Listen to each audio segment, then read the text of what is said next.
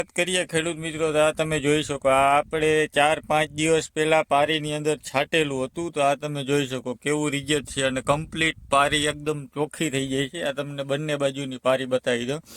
આ જોઈ શકો હાવ સાફ થઈ જાય. આ તમે અહીં નજીકથી જોઈ લ્યો, આ આખું સાફ થઈ જાય મિત્રો. આ હાવ બાજુમાં ક્યાંય હશે ચણાને તો એ થોડું ઘણું રહી ગયા છે, અને કંઈ એટલી બધી ચણાની અંદર નુકસાની પણ નથી આવતી. આ તમે જોઈ શકો ક્લિયર પારી દેખાય છે.